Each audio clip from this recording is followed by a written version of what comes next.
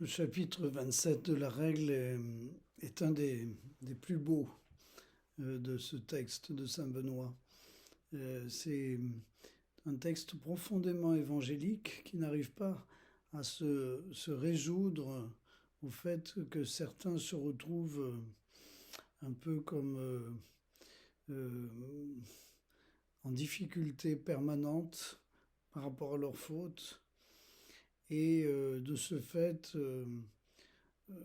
un peu abandonnés à eux-mêmes, délaissés et comme des causes désespérées pour lesquelles on n'arrive pas à trouver de véritables solutions.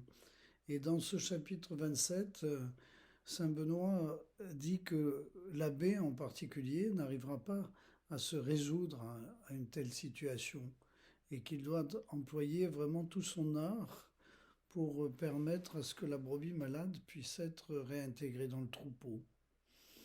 Et donc il parle à cette occasion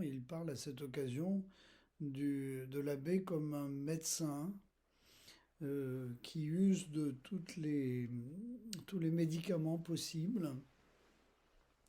Il dit sa sollicitude aussi à envoyer des personnes qui délèguent pour consoler le frère en secret, pour qu'il ne désespère pas, pour qu'il ne sombre pas dans le découragement, la dépression, la sédie, et qu'il le réconforte de manière à ce qu'il puisse reprendre vie, à ce qu'il puisse reprendre goût à une existence euh, habitée par un idéal. Et il demande aussi que l'abbé puisse encourager les frères à prier pour ce membre du groupe qui est en difficulté, de telle manière qu'il soit un peu comme le bon pasteur qui, loin de se préoccuper uniquement du troupeau bien rassemblé dans l'enclos, se met en quête de la brebis perdue en dépensant toute son énergie. Et il y a ce passage admirable que je relis simplement, qu'il le sache, il a reçu la charge de personnes malades et non un pouvoir tyrannique sur des personnes en pleine santé, ce qui rappelle le passage de l'Évangile où Jésus dit « Je ne suis pas venu pour les bien portants, mais pour les malades ». Et au fond,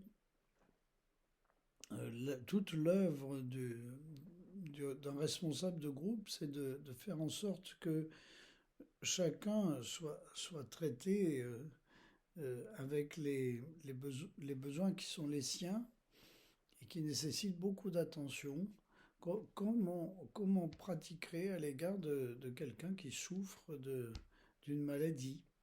Si c'est une maladie physique, ça ne pose aucun problème, on sera toujours attentif, enfin en gros. Mais lorsqu'il s'agit d'un psychisme qui est plus en difficulté, alors tout de suite, il y a comme une espèce de tabou, de distance, de gêne, comme si soi-même on était menacé par cette difficulté à tenir l'équilibre d'un psychisme qui avance vers la vie. Et donc, c'est une fonction, celle de l'abbé, qui est vraiment exigeante à ce niveau.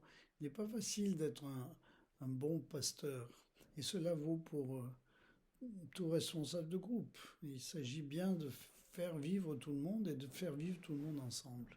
Cette fonction d'encouragement, de rassemblement, de dynamique de participation pour que la vie l'emporte sur la mort n'est pas si simple.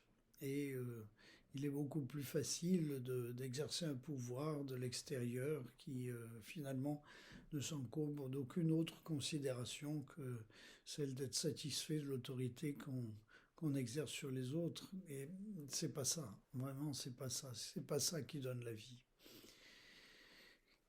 Alors laissons-nous rejoindre par le bon pasteur, laissons-nous consoler, laissons-nous prendre en compte pour avancer avec les autres et sans jamais désespérer de la miséricorde de Dieu.